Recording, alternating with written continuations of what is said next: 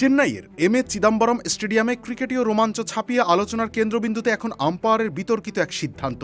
Tristan স্টাফসের gloves পরিবর্তনের আর্জি নাকচ হওয়াকে কেন্দ্র করে দিল্লি ক্যাপিটালসের ড্রেসিং রুমে ক্ষোভের আগুন। মাঠে আম্পায়ারের সঙ্গে তর্কে জড়াতে দেখা গেল নীতিশ রানাকে।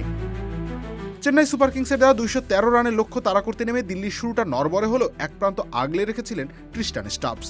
60 রানের এক লড়াকু ইনিংস খেলে দিল্লিকে জয়ের স্বপ্ন দেখাচ্ছিলেন তিনি। তবে নাটকের শুরুটা হয় 19তম ওভারে।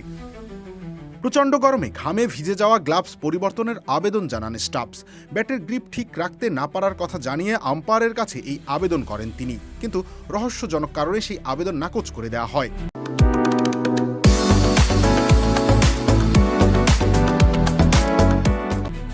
এই সিদ্ধান্তে ক্ষোভে ফেটে পড়েন নীতিশ রানা। মাঠে গিয়ে আম্পায়ারের সঙ্গে তর্কে জড়ান তিনি।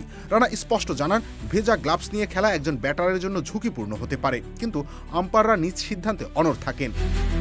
আম্পায়ারের সেই সিদ্ধান্তের রেশ কাটতে না কাটতে 19তম ওভারের তৃতীয় বলে জেমি ওভারটার্নের শিকার হন স্টাফস। মিড অফের ওপর দিয়ে ওড়াতে গিয়ে নূর আহমেদের হাতে ক্যাচ দেন তিনি। মাঠ ছাড়ার সময় ক্ষোভ ও আক্ষেপে নিজের গ্লাভস ও ব্যাট ছুঁড়ে ফেলে দেন প্রোটিয়া ব্যাটার। দিল্লির ইনিংস শেষ পর্যন্ত 189 রানে থেমে যায়। সিএসকের হয়ে একাই 4 উইকেট শিকার করেন জেমি ওভারটন।